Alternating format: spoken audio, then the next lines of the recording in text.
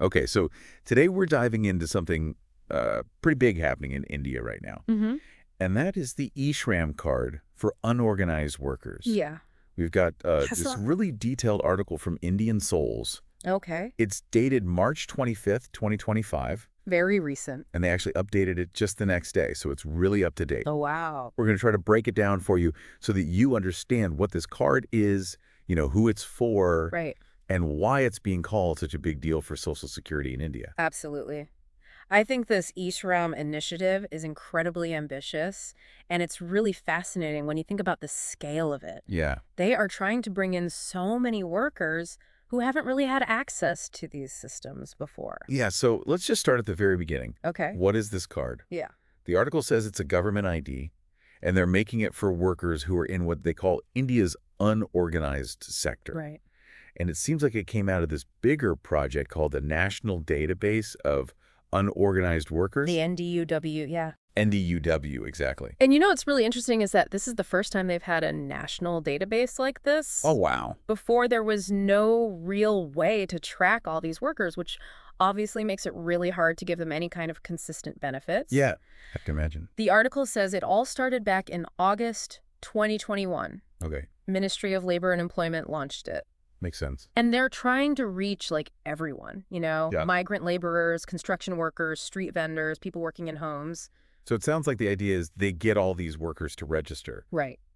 and then the government gives them this number, this 12-digit number, which is their e-Shram card. It's like a UAN, a universal account number. UAN, okay. And that number is what connects them to all the different Social Security programs. And that's a new thing, right? Pretty much, yeah. Like, this is a big change for a lot of these workers. Absolutely. The article says they're doing this to make it easier to get benefits to people and also to protect the workers' rights. Right. Especially after COVID. Yeah, COVID really exposed a lot of problems. Oh, absolutely. I mean, the pandemic really showed how vulnerable these workers are if there's no system in place to support them. Yeah. So this e-Shram thing, it wasn't just some random idea. Yeah. It was a direct response to, like, a real need.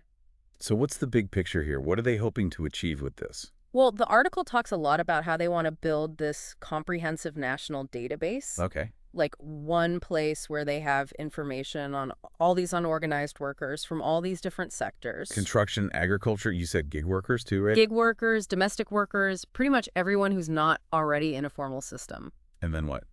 They use that information to Well, the interesting thing is they want to bring all the different welfare schemes together.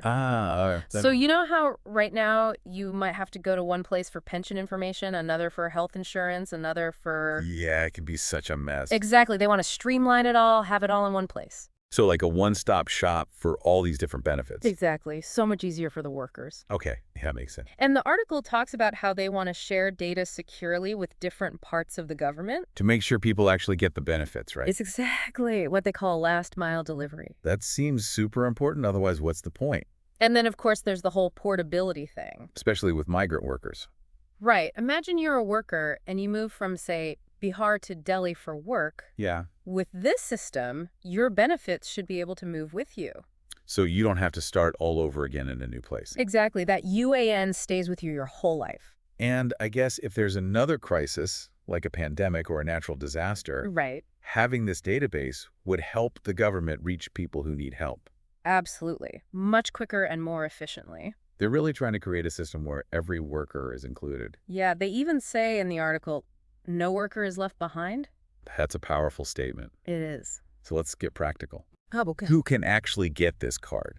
Like, who should be thinking about registering? Well, basically, anyone working in what they call the unorganized sector. Which is a pretty broad category, right? It is. It includes people who work from home, people who are self-employed, and also wage laborers. Okay, so like a lot of different kinds of jobs. Yeah, the article even mentions that it can cover people in sectors that are usually considered organized. Ah, okay. But maybe they don't have the standard benefits like e-sick or EPFO. So as long as you're not a government worker or already in those formal systems. Right, then this card is probably for you. What about age? Is there an age limit? Yeah, you have to be between 16 and 59 years old to register.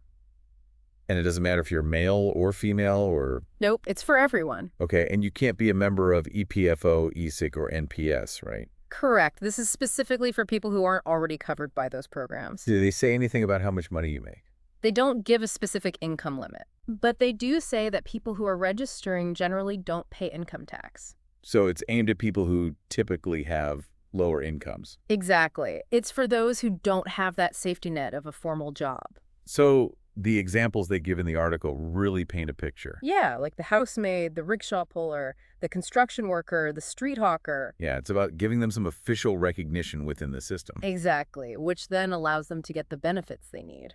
So let's talk benefits. Okay. What do you actually get if you have this e-Shram card? Well, one of the biggest things is the accidental insurance. Okay, tell me more. It's called the Pradhan Mantri Suraksha Bima Yojana, or PMSBY. PMSBY, got it. And basically, if you register for e-Shram, you automatically get this insurance. Oh, that's good to know. It's there to protect you in case something happens, like an accident. That's huge, especially considering the kind of work a lot of these people do. Absolutely. It's like a safety net they didn't have before. So how much does it cover? It provides 2 lakh rupees if there's an accidental death or a permanent disability, Okay. and 1 lakh rupees for partial disability. And here's the best part. The article says the government pays the first year's premium. Yeah, so it's completely free for that first year. Wow, that's amazing. It gives people that immediate financial security if something unexpected happens. Okay, so that's the insurance, but what else? Well, think of the e-Shram card as like a key. Okay. It unlocks all these other government schemes and subsidies. Tell me more about that. So once you're registered, you don't have to go through all the hassle of signing up for each program separately. Oh, that's so much better. Right. The system is designed to automatically figure out which schemes you qualify for. Oh, I see. So whether it's pensions or other kinds of insurance, or even things like scholarships or skill development programs, Yeah. you're automatically in the running for them. That sounds incredibly efficient. It is. No more filling out tons of paperwork. Yeah. It basically connects your UAN to all these programs. So much easier for everyone. And remember how we talked about portability? Yeah, for people who move around for work. Your e-Shram card works across all of India. That's so important. So if you move from one state to another, your benefits should ideally go with you. They gave that example in the article, right? Yeah, about a worker moving from Bihar to Delhi. Right. They can still get their benefits in Delhi because their e-Shram ID is the same. That's huge for migrant workers especially. And the fact that the UAN is permanent, it stays with you for life. It really makes that portability a reality. Exactly. So even if you move, you don't lose your access to those programs. And the other thing is, being in this database means you're more likely to be included in any new programs the government creates. That's interesting. They're planning to use this database to design new schemes specifically for unorganized workers. It's like they're finally being recognized and brought into the system. Exactly. It's about giving them that formal social protection that they haven't always had.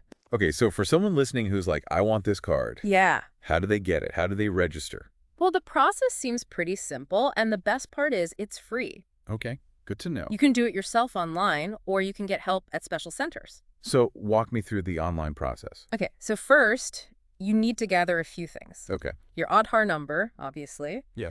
And then your mobile phone number, but it has to be linked to your Aadhaar. Okay. And then your bank account details, so the account number and the IFSC code. Those are like the 3 essentials. Pretty much, yeah. You need those to do the online registration. Okay, then what? Then you go to the e-Shram website. It's eshram.gov.in. Got it. And you look for the button that says something like register on e-Shram. Okay, and then? Then you put in your mobile number, the one that's linked to your Aadhaar, and you solve a CAPTCHA. The CAPTCHA, those little puzzles to prove you're not a robot. Exactly. Okay. And then they send you an OTP to your phone. One-time password. Yeah, you put that in to verify your number. Makes sense. Then you enter your Aadhaar number and agree to let them access your Aadhaar data. Okay. You might get another OTP at this point, just to double check. It's really you.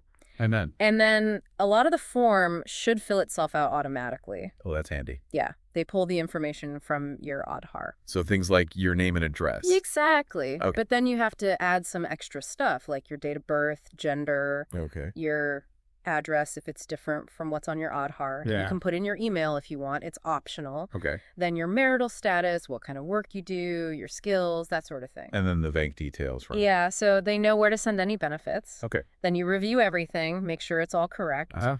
and you submit the form. And then, boom, you have your e-Shram card. Pretty much, yeah. They generate it with your UAN on it. And you can download it and print it. As a PDF, yeah, no charge for any of this. Good to know. Now, if you don't have internet access or a smartphone, yeah, what happens then? You can go to a Common Service Center, a CSC, or a Seva Kendra. Okay. You take your Aadhaar card and your bank details with you. Okay. They have a tool on the website to help you find the nearest one. Makes sense. And then they can help you register there. So they basically walk you through the process. Exactly. And if you don't have a mobile number linked to your Aadhaar, yeah, they can use biometrics to verify you, like a fingerprint scan. Oh, interesting. And then they print out your e-Shram card for you. Often they even laminate it. And again, this is all free, right? Completely free, yeah. That's great. So once you have your card, you use your UAN to access all those benefits. Okay. You might get SMS messages too, letting you know about new schemes or opportunities. Good to know. And keep your card safe, but if you lose it, you can download it again from the website. Oh, that's good. And remember, if your phone number, address, or work situation changes, you got to update your info online or at a CSC. So it's really accessible even for people who might not be comfortable with technology. Exactly. They've tried to make it work for everyone. So we talked about benefits in general, but are there specific programs linked to this card? Oh, yeah, definitely. Like what? Well, we already mentioned the PMSBY, the accident insurance. Right. You automatically get enrolled in that when you register for e-Shram. Okay. And then there's the PMJJBY, that's for life insurance. PMJJBY. Okay. Now, this one's not automatic. Oh, why not? Well, there are age limits. You have to be between 18 and 50. Okay. And it's optional. Not everyone wants life insurance. Yeah, that makes sense. But the good thing is, if you do want it, the e-Shram system makes it easier to sign up. So it's like a fast track to getting life insurance. Exactly. What about pensions? Yeah, there are a couple of pension schemes linked to this. Okay, which ones? The main one is the PMSYM, the Pradhan Mantri Shram Yogi Manandan. Okay. That one gives you a monthly pension after you turn 60. But you have to contribute to it, right? Yeah. Right. You pay in regularly while you're working. Okay. And then you get that pension later. And e-Shram makes it easier to join this scheme. Exactly. And the other one was? The Atal Pension Yojana, or APY. APY. Okay. That's another pension scheme, also linked to e-Shram. So having this card basically opens up your options for securing your future. Yeah, it gives you more choices and makes it easier to access those schemes. What about health insurance? Is there anything for that? Well, there's the Ayushman Bharat scheme, also known as PMJAY. Yeah, I've heard of that. It's a big national health insurance program. Okay. And while it's not specifically for unorganized workers, a lot of them do qualify for it. Oh, how so? It's meant for economically weaker families. Makes sense. And many unorganized workers fall into that category. Right, right. So they're trying to link the e-Shram database to the PMJAY database. So they can easily identify who's eligible. Exactly. That's really smart. It is. It makes the whole process so much smoother. So it really is like a key to all these different benefits. It is. Now, this program's been around for a few years now, right? Yeah. What are some of the new things happening with it? Like any updates or big announcements? Oh, yeah. There's been some cool stuff happening. Like what? Well, back in October 2024, they introduced this one-stop solution on the website. Okay, what is that? It's basically a dashboard where you can see all the schemes you're eligible for. Oh, that's so convenient. And you can even track the status of the benefits you're receiving. So you don't have to go to a bunch of different websites. Exactly. It's all right there in one place. That makes so much sense. It's all about transparency and making it easier for people to access information. And I heard they added it to the UMang app, too. They did, yeah. So you can access everything from your phone. Exactly. It's all about making it as convenient as possible. And they said something about connecting it to job opportunities, too, right? Yeah, they've linked it up with the National Career Service portal, the NCS. Cool. So now, with your UAN, you can search for jobs that match your skills. That's awesome. That's like a built-in job search tool. Yeah. And they're also connecting it to the PM Gadi Shakti plan. That big infrastructure project. Exactly. So people could potentially find work on those projects through e-Shram. Yeah, that's the idea. That's incredible. It's about leveraging this database to actually create job opportunities. It's not just about benefits. It's about helping people find work. Exactly. And didn't they mention something about skills training, too? Yeah, they've integrated it with the Skill India digital platform. So people can find courses and programs to improve their skills. Exactly, whether it's upskilling or learning something completely new. So it's like a whole ecosystem of support. It is. Starting with that basic ID card. And branching out to all these different areas. It's pretty amazing. It is, and the numbers are really impressive. Yeah. How many people have actually signed up for this? Well, as of the end of 2024, over 30 crore people had registered. That's 300 million. That's right, a huge number. It's clearly resonating with a lot of people. Absolutely. Where are most of these people located? Well, the article mentioned that Uttar Pradesh, Bihar, West Bengal, Madhya Pradesh, and Maharashtra had the highest numbers. So it's really spread out across the country. Yeah, definitely. And what about the future? What are they planning to do next with this? Well, the budget for 2024-25 had some interesting proposals. Okay. They want to make e-Shram even bigger, like a one-stop shop for everything related to labor. Wow, that's ambitious. It is, but they're thinking about connecting job seekers and employers more directly. Okay. And making it easier for workers to find the right skills training. And it's getting international attention too, right? Yeah, they've showcased it at the ILO and the G20. That's huge. It is. It means people are recognizing the potential of this program. So they're going to keep adding more features, more schemes. Yeah, and they're going to keep updating the worker data to make sure it's accurate. It sounds like it's constantly evolving, which is good, right? Yeah. It means they're listening to feedback and trying to improve. Exactly. Now, I know the article had a section for frequently asked questions. Yeah, that's helpful. Let's go through some of those key questions. Okay. The first one is probably the most basic. Who can register for this card? Right, and the answer is basically anyone who's an unorganized worker. Between those ages we talked about. Yeah, 16 to 59. And not already covered by those other schemes. Right, and usually not someone who pays income tax. So it's really targeting those who need it the most. Exactly. What about cost? Is there a fee to register? Nope, it's completely free. Free to register, free to download the card. Yep, and if anyone tries to charge you for it, you should report them. Okay, good to know. And in terms of documents, you need your Aadhaar number, obviously, your mobile number, but it has to be linked to your Aadhaar and your bank details, so the account number and IFSC code. So those are the must-haves. Pretty much, yeah. What if someone doesn't have a mobile number linked to their Aadhaar? You can still register, you just have to go to a CSC. Yeah. And they'll use biometrics to verify you. Like a fingerprint scan? Yeah. Okay, cool. So it's accessible even if you don't have everything linked up digitally. What about expiry? Do you have to renew this card? No, it's good for life. Oh, wow. No need to renew. It's your permanent number. That's so much easier. But it's important to keep your information up to date. Right. If your phone number changes or you move. You got to update it online or at a CSC. So the system has your current info. Exactly. Okay, last question. Do you get any money just for registering? No, you don't get like a cash bonus just for signing up. Yeah. The main immediate benefit is that accident insurance. Right, the BMSBY. Yeah, and then of course you become eligible for all those other schemes. But it's not like a direct cash transfer program. No, it's more like a platform that opens up access to different kinds of support. So it's important to understand that distinction. Now, if someone's listening and they want more information or they need help registering, what should they do? The best place to start is the official website, e-Shram.gov.in. Okay. It's available in multiple languages. Oh, that's good. You can register there, download your card, update your info. And they have a helpline too, right? They do. It's 14434 or 1-800-889-6811. And that's available every day? Yeah, 9 a.m. to 6 p.m. And they offer support in different languages? Hindi, English, and regional languages too. That's great. And if you need to find a CSC, you can use the locator tool on the website. Or on CSC website itself. Right. What about the UMang app? Yep, you can access e-Shram services through UMang too. So lots of different ways to get help. Absolutely. And for updates and news. You can follow the Ministry of Labor and Employment on social media. Or check the PIB website. Right, pib.duff.in. And the article also mentioned that you can contact your state labor offices. Or accredited social workers, or even labor unions. So there's really a whole network of support available. There is. And all this information is from official government sources. Yep, the Ministry of Labor and Employment, PIB, the e-Shram website itself. So it's reliable information that people can trust. Absolutely.